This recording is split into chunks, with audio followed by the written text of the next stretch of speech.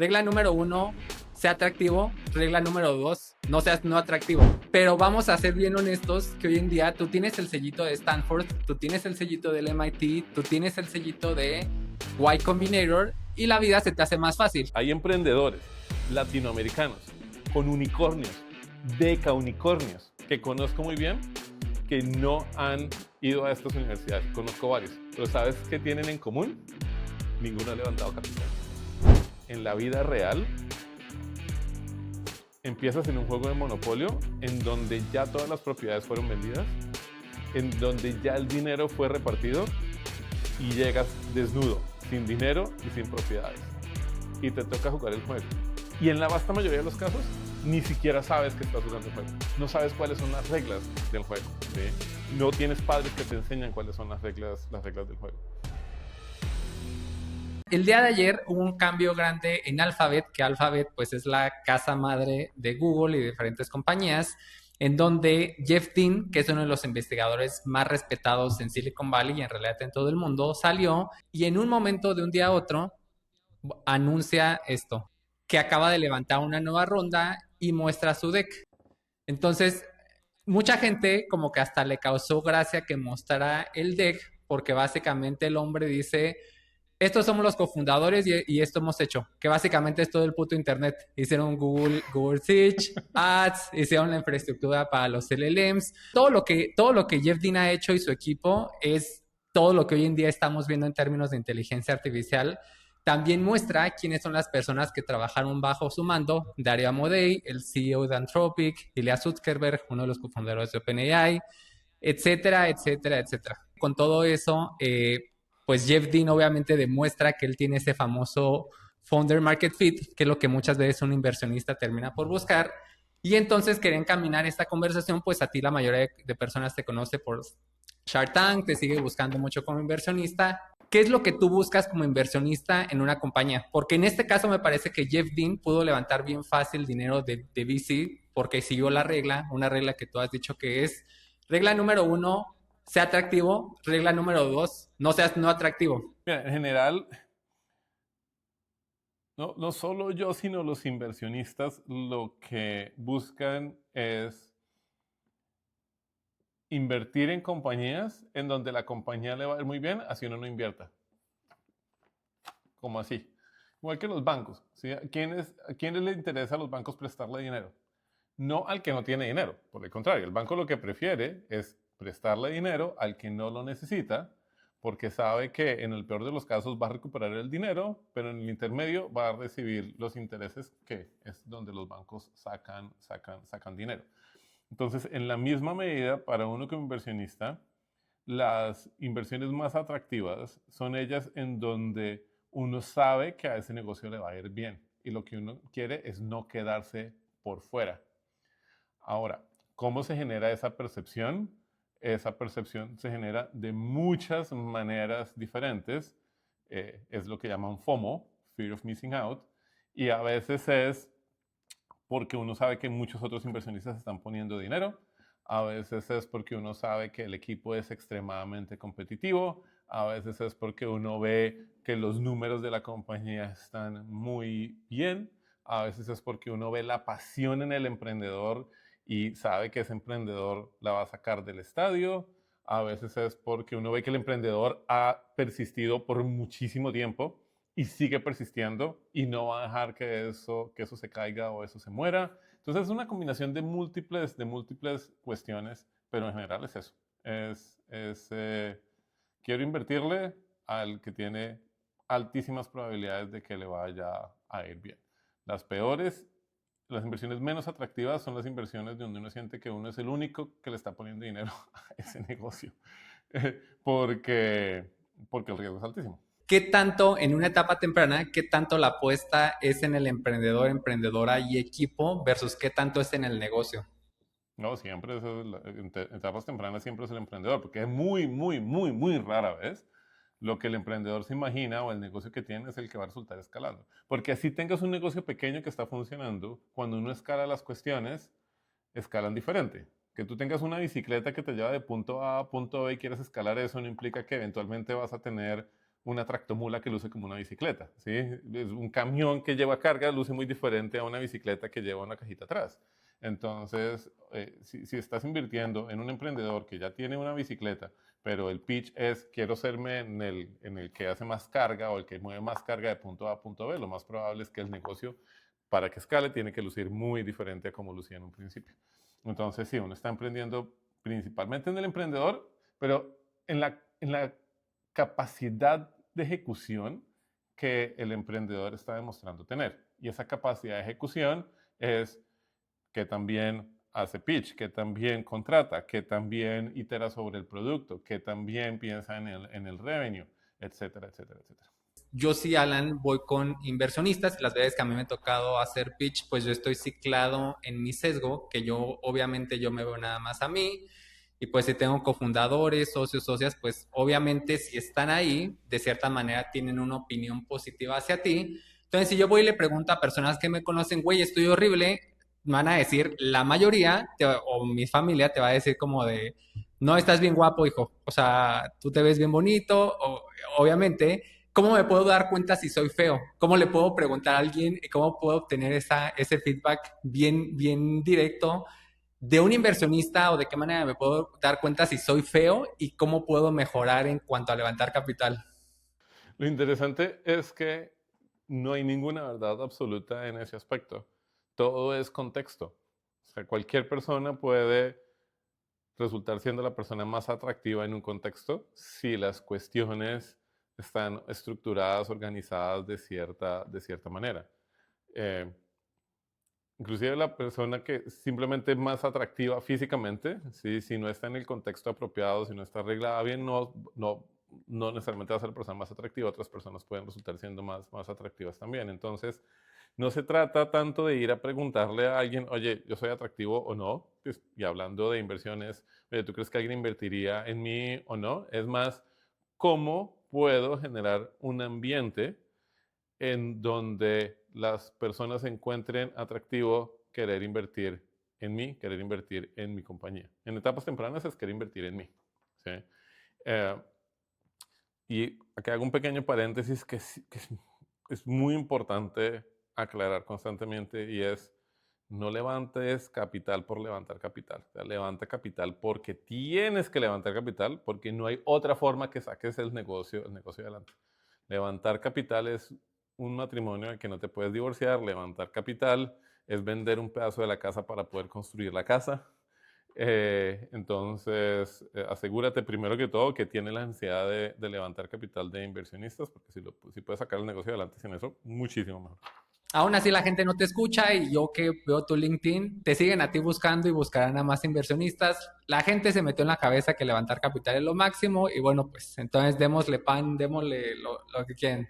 Digamos, por el motivo que sea, yo quiero levantar capital porque lo ocupo, porque me lo imagino, porque a ver, yo sé lo que me acabas de decir, pero vamos a ser bien honestos que hoy en día tú tienes el sellito de Stanford, tú tienes el sellito del MIT, tú tienes el sellito de Y Combinator y la vida se te hace más fácil. Esta es una queja que yo veo también mucho cuando los comentarios, no una queja, simplemente un comentario que yo llegué a ver mucho a lo largo del tiempo en los comentarios que te dejan a ti en redes sociales y de otros emprendedores, que dicen, no, es que si no estás en la rosca, si tú no eres parte del círculo, si tú no eres parte de esta universidad Whitezican o Yupis Yupis, no puedes formar parte. ¿Cuál es tu opinión acerca de eso? Sí, es así, o sea, no he hecho la matemática. ¿Todos salieron? No, un porcentaje grande, pero no todos. Yo ahí lo puedo decir, yo no he visto, yo vengo de escuela pública, yo no he visto a nadie más de escuela pública en emprender y menos aún, obviamente, fundando una empresa unicornio. Entonces todos vienen de escuelas privadas. No sé si de un Ivy League extranjero, pero segurísimo que todos vienen de escuelas privadas. No creo que es exclusivo de eso, pero definitivamente es más fácil. No necesariamente porque fuiste a la universidad, sino porque haber ido a esas universidades o haber estado en esos grupos te entrenó mejor para poder tener las conversaciones que toca tener y para saber qué es lo que tienes que decir. Entonces, hay dos partes de la ecuación. Uno es lo que sabes y otra cosa es la red a la que le puedes decir eso. Obviamente, venir de familias privilegiadas te abre las puertas, ya vienes con puertas abiertas a quienes les puedes ir a pedir capital, a quienes pueden hacerte intros a otras personas importantes. Pero eso, por defecto, no te implica que vas a aprender o ya vienes sabiendo lo que tienes que decir. Sí, te aumenta las probabilidades de que vas a aprender lo que tienes que decir porque tienes más probabilidades de ir a una universidad como Stanford o una universidad como Harvard o Princeton y pues estar rodeado de personas que hablan ese léxico, que hablan esas cuestiones. Pero por eso es que sin importar de dónde vengas, si tuviste la oportunidad de crecer profesionalmente y en educación suficientemente rápido para haber llegado a estas universidades temprano en tu vida, potencialmente las probabilidades de éxito no son ni siquiera similares, sino hasta mejores, porque tu delta de crecimiento profesional ha sido bastante alto y ya te expusiste a esas redes y ya sabes qué es lo que tienes que decir.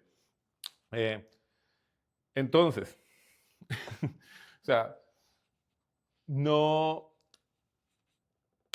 lo que quiero decir con esto es que el hecho que uno no haya crecido en una familia de dinero y el hecho que no hayas ido a Stanford no implica que no lo vas a poder hacer. ¿Sí? Lo que implica es que si no lo has hecho hasta este momento en tu vida, estás en desventaja. Pero si eres consciente que tienes esa desventaja, pues, ¿qué puedes hacer? Pues ponte a aprender lo que tienes que aprender y haz lo que tengas que hacer para exponerte a estos grupos, a estas redes, para lograr los objetivos que tienes. Creo que el asunto es que la mayoría de las personas, esto lo he mencionado en un par de podcasts o tweets, ¿sí? El mundo es muy parecido a un juego de Monopolio. Pero a diferencia del juego de Monopolio, donde todos empezamos sin tener propiedades, todos empezamos con la misma cantidad de dinero y básicamente empezamos en las mismas condiciones, en la vida real empiezas en un juego de Monopolio en donde ya todas las propiedades fueron vendidas, en donde ya el dinero fue repartido y llegas desnudo, sin dinero y sin propiedades. Y te toca jugar el juego. Y en la vasta mayoría de los casos, ni siquiera sabes que estás jugando el juego. No sabes cuáles son las reglas del juego. ¿Sí? No tienes padres que te enseñan cuáles son las reglas del juego. Entonces, sí, hay una desventaja significativa. ¿Sí? Mi hija es alguien que sabe que está jugando el juego, es alguien que está escuchando todas las reglas del juego y potencialmente ¿sí? Pues va a tener algún tipo ya de propiedades o dinero con el que va a poder jugar significativamente mayor al que yo tuve cuando yo empecé. ¿Sí? Pues vengo de una familia modesta en Colombia donde no teníamos dinero ni para agarrar taxis. Entonces, obviamente las probabilidades de ellas van a ser más altas, pero el hecho que sean más altas no implica que una persona que no tenga esas posibilidades de niño no pueda llegar allá si se mete de cabeza a hacer ese tipo de cuestiones. Ahora, lo otro que me parece súper interesante, y te digo, hay emprendedores, ahora que cabe en cuenta, hay emprendedores latinoamericanos con unicornios, decaunicornios, que conozco muy bien, que no han ido a estas universidades. Conozco varios, pero ¿sabes qué tienen en común? Ninguno ha levantado capital. O sea, tengo un amigo de una compañía, no voy a decir nombres públicos, nombre de la compañía, de una compañía que vende aquí en Silicon Valley servicios que debe estar por $400 millones al año con ganancias de más de $100 millones al año y es dueño de 100% de la compañía. No tiene un solo inversionista. ¿Lo ves en las noticias? No. ¿El nombre de él es famoso? En algunos círculos, sí, pero definitivamente no es de lo que escribe TechCrunch, no es de lo que están hablando en podcast, etcétera, etcétera, porque ¿para qué? ¿Sí? No necesita ese tipo de cuestiones. Entonces, y sé que no fue a Stanford, ¿sí? Más, no sé si acabó la carrera universitaria, si la acabó en Latinoamérica, no la hizo acá. Entonces, pero así como ese caso hay varios, pero sí, no son famosos. Entonces, y ahora, ¿por qué menciono eso? Porque en algunos casos, no ser parte de esos grupos sociales también te permiten pensar de manera diferente. Si tú vas a Stanford, Si tú vas a Berkeley, va a ser muy fácil para ti estar sesgado con el método tradicional de crear compañías en Silicon Valley, que el método tradicional de crear compañías en Silicon Valley es vas y levantas capital de inversionistas ángeles, vas a una aceleradora, levantas más capital, después seed round, VC, después te compran o en algunos casos haces IPO. ¿Sí? Y sí, efectivamente, esa metodología ha generado un montón de compañías bastante grandes, sobre todo en las compañías más grandes del mundo, son algunas de ellas, pero así como eso, hay muchas otras compañías o sea, este es un número interesante. No sé exactamente el radio, pero sí sé que es un orden de magnitud, pero por cada dólar, hay un concepto que se llama Family Office. Family Office, ¿sí? Es el nombre que se le da a el conjunto de las oficinas que manejan el dinero y los bienes de las familias más ricas del mundo. ¿Sí? Family Office se encarga de tomar ese dinero, esos bienes, e invertirlo en lo que sea, en la bolsa, en comprar compañías, en lo que te quieras imaginar. Algunos invierten en startups, pero normalmente no invierten directamente, sino invierten a través de fondos de riesgo. Obviamente están también los VCs, ¿sí? Los Sequoia, Andreessen Horowitz, etcétera, etcétera. ¿Sabes tú cuántos dólares por cada dólar que se invierte en VC, cuántos dólares invierten los family offices? El radio es más o menos 1 a 10, algo así por el estilo. Por cada dólar que invierten los inversionistas de riesgo, que normalmente lo invierten en tech, los family offices alrededor del mundo están invirtiendo $10. Hay mucho más dinero en family offices, ¿sí? Hay mucha más plata en el mundo, ¿sí? Trabajada con compañías que fueron bootstrapeadas o que fueron financiadas por banco, de lo que hay en las compañías que siguen este camino tech. Pero si viniste aquí a Stanford, pues no estás pensando en eso, estás pensando es en cómo hacer dinero como tal de esta manera. Entonces, punto es, para ser exitoso en negocios, para ser exitoso como emprendedor, no tienes que seguir exclusivamente el camino que enseñan acá y el camino que vemos en Silicon Valley. Hay muchas otras formas de hacerlo. ¿Y de dónde vienes? ¿Sí? No importa dónde vengas, te va a dar una perspectiva única del mundo que si la sabes aprovechar, potencialmente te va a permitir hacer algo de altísimo impacto como emprendedor con ánimo de lucro o como emprendedor sin ánimo de lucro también. Ok. Para ir cerrando, ¿qué cosas, qué errores crees que se están cometiendo? Porque una pregunta que hacen bastante, uno es justo lo de si vale la pena levantar dinero, pues ahora que inteligencia artificial está abaratando las cosas, pero creo que fuera de que eso ya será cosa personal, yo sí creo que un error de mucho emprendedor de Latinoamérica cuando intenta levantar capital es que se sigue creyendo como de soy la mejor empresa de Medellín, soy la mejor empresa de Ciudad de México y pues hoy en día creo yo que más cuando apuntas a VC-Back debes ser como Torre no quiere ser nada más lo mejor de Colombia, sino global. O sea, hoy en día no hay como que ninguna excusa. Entonces, ¿qué se te viene en mente como de esos errores comunes más en época de inteligencia artificial que para ti sería red flag? No me interesaste. El error más común que he visto que tienen los emprendedores en Latinoamérica es que no saben lo que, cómo otros emprendedores y empresas solucionan el problema que ellos están solucionando fuera de sus países. Inclusive ni siquiera fuera de Latinoamérica, muchas veces fuera de tus países. Es muy raro que al día de hoy eso sigue ocurriendo, pero ocurre en escala masiva. Te doy un caso que pasó en Shark Tank y tal vez hasta podemos buscar el video y lo compartimos. Hay una compañía, creo que fue de cultivos hidropónicos o cultivos verticales o algo así por el estilo, que fue a Shark Tank. No sé si esto quedó en la grabación final o no, en la edición final, pero ahora que me acuerdo creo que no quedó, pero fue a Shark Tank. Hizo referencia, nosotros estamos haciendo en Colombia lo que esta compañía hizo en Estados Unidos para cultivos hidropónicos o verticales, pero acá, en Colombia. Y levantó tantos millones de dólares, etcétera, etcétera. Y a mí me quedó sonando porque yo había leído del tema casualmente hacía poco y lo que había leído no era bueno. Lo que había leído es que había habido un par de quiebras en esa industria.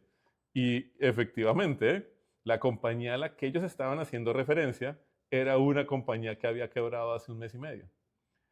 Y estaban haciendo pitch frente a 12 cámaras diciendo nosotros queremos ser esa compañía, pero para el mercado colombiano. Le pregunté, oye, pero esta compañía quebró, no tenía ni idea de que esa compañía había quebrado. ¿Sí?